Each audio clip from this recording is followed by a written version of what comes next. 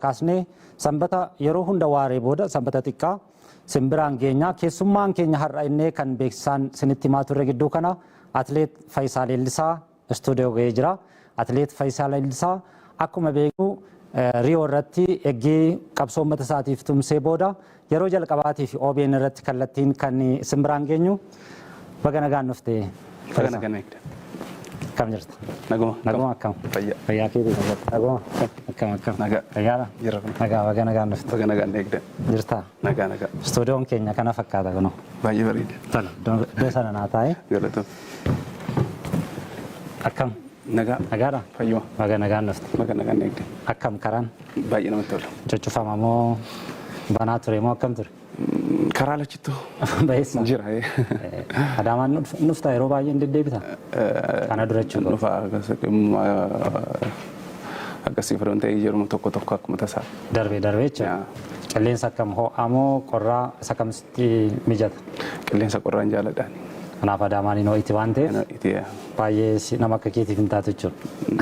Akkas maras rakkoon qabdu garuu jiru bakki mijataan qilleensa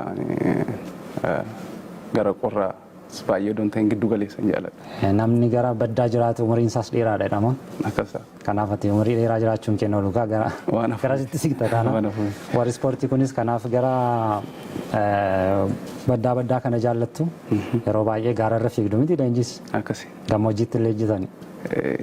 Jiranis bakki yeroo barbaachisu. Yoo gammoojjiitti dorgomte inni moo?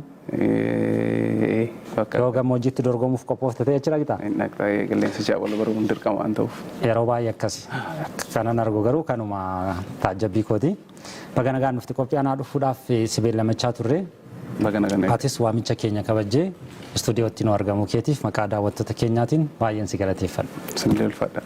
Tole eegee biyyatti deebitee OBN irratti kallattiidhaan carraattiin uummata kee faana wal quunnamtu sini mijeessineerraa siifis uummata keenyaafis jechuudha. Uummanni yaada akkamisii qaba kan jedhu karaa garaagaraa nu biraan ga'uu danda'u karaa fuula miidiyaa hawaasaa keenyaa OBN Afaan Oromoo Facebook irratti akkasumas Twitter irratti immoo OBN Oromiyaa bilbilaanis karaa ergaa gabaabaas yaada garaagaraa nu ergu gidduutti gaaffii isaaniis si biraan hin ga'a anis gaaffiin of harkaa qabu si gaafadha jechuudha. Akkasitti waliin turre. Tole Faayisaa mee eegii biyyatti deebitee akkam haalli jiru? Ammam ta'eera eegii deebitee? Ergan biyyatti deebi'ee kas torban lama guutaa? Torban lama yookaan torban sadii naannoo kana baay'ee miti. Eegii deebitee akkam haalli jiru? Haalli jiru gaariidha. Baay'eessaa. Baay'ee namatti tola. Namoota firoota gaafatteetta iddoo garaagaraa deemtee dubbisaarta? Yeroo akkasiin arganne. Hin arganne. Garuma fuulduraatti mijeeffachuuf jira malee carraa akkasiin arganne mammaatti. Leenjii garuu jalqabuu kee nan beeka. Leenjaa jirta. Leenji'aan jira. Guyyaatti hammam leenjita? Amma. Si'a meeqachuu gooti? Lama ture garuu dhiyeenya keessa guyyaa lama guyyaa sadiin dabarree egaa yeroo lamatti deebi'e. Amma agammaatti al tokko qaamnis qilleensa biyya kanaa xiqqoon irraanfatee jira waan ta'eef. Dabalataan immoo shaakalas illee xiqqoo ishee gadi buusan ture waan ta'eef mana sadeeffadhutti adeemsuma qaama kiyya wal barsiisan jira suuta. Ulfaatina dabalteetta moo akkuma duriiti? Dabaleera. Maalirraa kan kee dabaluu dandeessa? Natti mijannee bara kana keessa tireeningii hojjechuudhaaf sana booda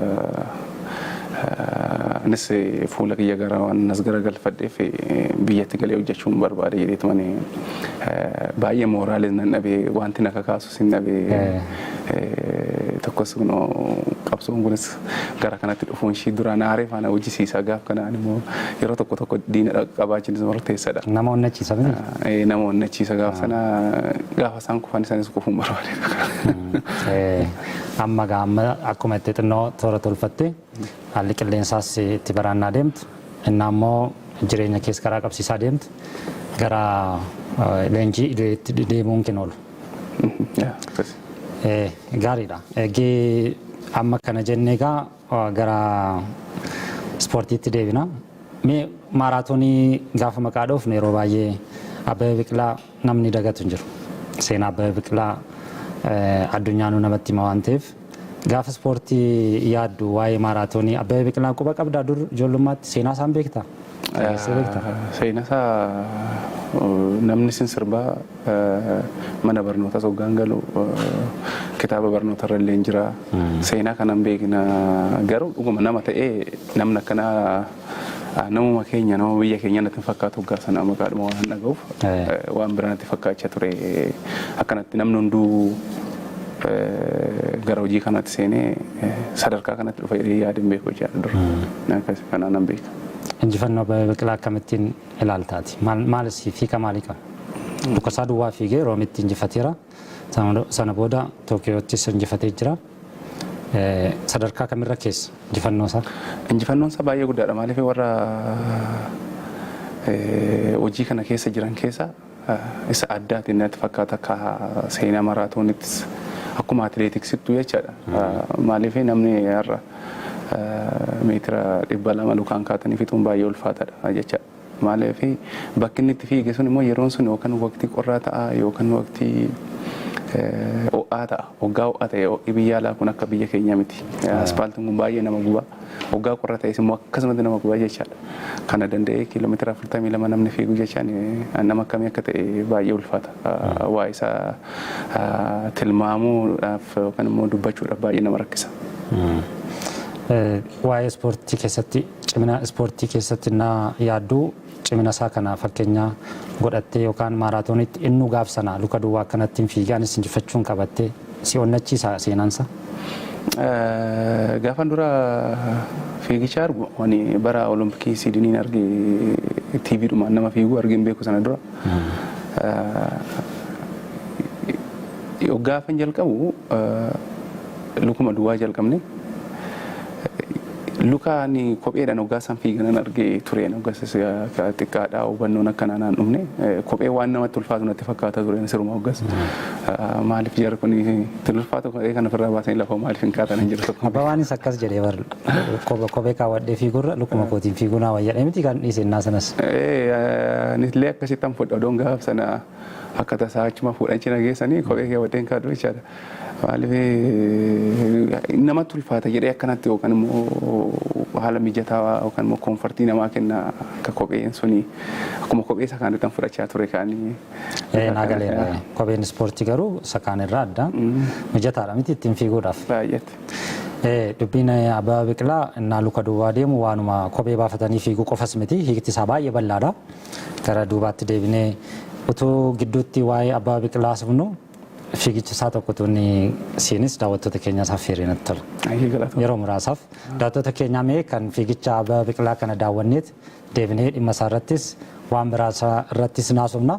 Utuma dubbannu immoo karaa miidiyaa hawaasaa keenyaa OBN Afaan Oromoo gaaffiin garaagaraa nu bira gahaa jiru karaa keessas karaa yaada irratti barreessitaniinis karaa sanas nu bira gahuu dandeessu. Ergaa gabaabaanis yaada keessan nuun gahaa. Faayisaan istuudiyootti argama kallattiidhaan argattanii yaada keessan yookaan gaaffii keessan ibsachuu dandeessu. Mee Abbabee Biqilaan sin affeeree deebi'a.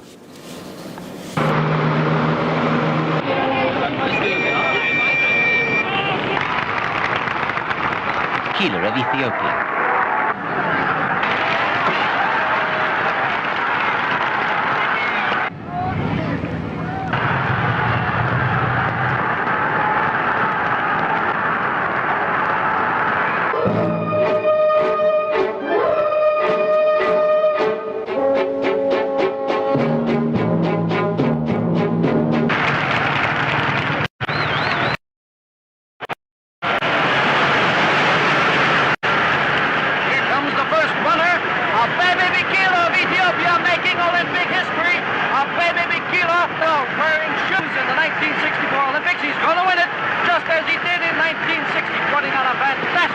Abbabee Biqilaa of Ethiopia really pouring it on right now. Just look at him go, ladies and gentlemen. Abbabee Biqilaa winning the 1964 marathon race in Tokyo. A man who has just undergone an appendicitis operation, a man racing against a tremendous personal physical handicap. The first man to do so in Olympic history, twice in a row. What a finish. Abbabee Biqilaa, and he's not even resting, he's not even breathing hard, going through a few exercises here, winning a tremendous race. A 32-year-old guard in Emperor Haile Selassie's palace guard. Abbabee Biqilaa.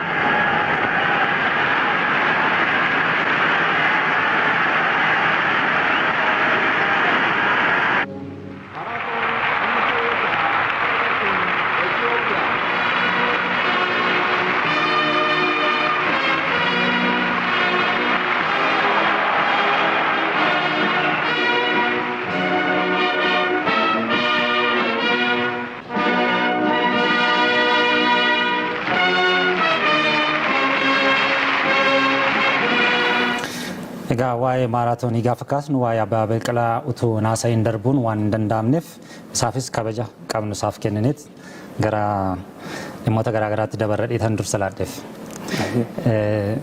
Amma gara adeemsa ispoortii keetti deebineeti ijoollummaatti yeroo garaagaraa yeroo haasoftus dhaga'eera. Ijoollummaatti ijoolleen baadiyyaa mana barumsaa naa dhaqan fiiganiit dhaquu fiiganii deebi'u fageenyi isaas fagoodha iddoo jiraatan yeroo baay'ee. Jabinni qaamaas jira ijoollee baadiyyaa ta'anii naa baadiyyaatti guddatan. Sanarraa ka'ee garuu ispoortii kana gaafa yaaddu ijoollummaa keetti akkuma ogummaatti karoorfattee ispoortii yookaan ispoorteessaa nama ispoortii tokkoon taa'attee karoorfattee beektaati? Dura karoorfadheen beeku garuu jaalala ispoortii nan qaba.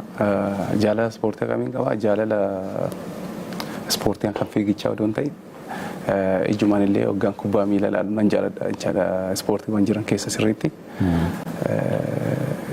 Jalqabni mana barumsaa hawwiin itti mana barnoota seenee tokko kana maaliif mana barnoota waan nagee kubbaa seeran taphachuu kan jedhu tokko ilaalee gara sanatti illee na fuudhee kan mana barnoota akkan seenu illee na taasise tokko isaa kana malee jiruu kiyya gara fuuldura fooyyeffachuuf miti gaafa mana barnoota galu jechaadha. Hoggaan baradhee illee fite barsiisa ispoortii akkan ta'uun barbaada mana barumsaa sana keessatti kaayyoon kiyya kanaaf anseeni gama barumsaa. Malee akkasitti fiigeen sadarkaa kanatti beekamattee fiigicha yaadeen beeku fiigicha sana dura yaadeen beeku dandeettii fiigicha sagas maraan qabu. Yoo maree nam fiigattee kan murteessite? Bara Olompikii Siidinii akka carraa wantoonni tokko waan tokko tottolchuuf hoggaa fedhan waan baay'ee wal bira dhufa. Magaalli nuti itti barannu suni duraan ifaan qabdu turte.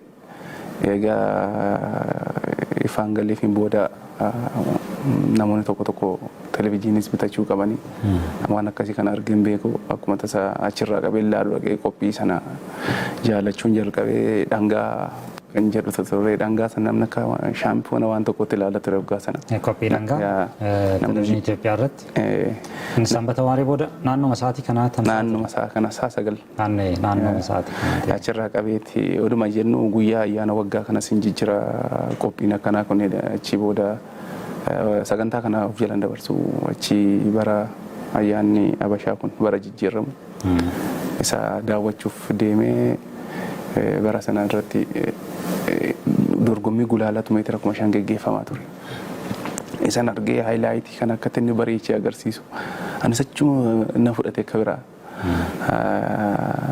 Sana booda nan shakkesi xiqqoo kanatti wanta kana nan danda'an jedhu keessa kootti natti dhagame. Mucaan tokko hiriyaa kiyya na bira taa'ee jira. Wanta kana akkamiin namni doo shaakalee kana godhaa jennaan torban tokkotti akka allaattii waaqarra ka'uu dandeessan aan jedhe. Achumaan galgala fiiga gale. Sana booda barrisuu jalqabe. Barrisuu jalqabe jira. Tole mee itti deebina haasaa keetti gidduutti immoo bilbilaan haasofsiisnaa. Hello. Hello. Nagumaa. Akkam jirtu? Nagaadha akkam? Fayyuma jirtu? Mee maqaa keessanii maatii yaadaaf gaaffii qabdan kallattiidhaan. Gannoo Abdulqaadir jedhama. Aksii Digaluubii Jorra. Gaaffii keessan gabaabsaatiin itti himame. Fayyee kallattumaan dubbisuu barbaadee jira. Kunoo na bira jira. Fayyee keenya bakka nagaa nutti. Bakka nagaa na eegdan. Baay'ee si jaalannaati daandii bilisummaati. Galatoom. Ammas waan biraa jaalallee haati kan akka fi dachaa nama marraa nama haa deessuun jenna. Ammas yeroo biraatti bilisummaa kana caalu nuti fiigichaatti guyyaa san gammachuun guyyaa san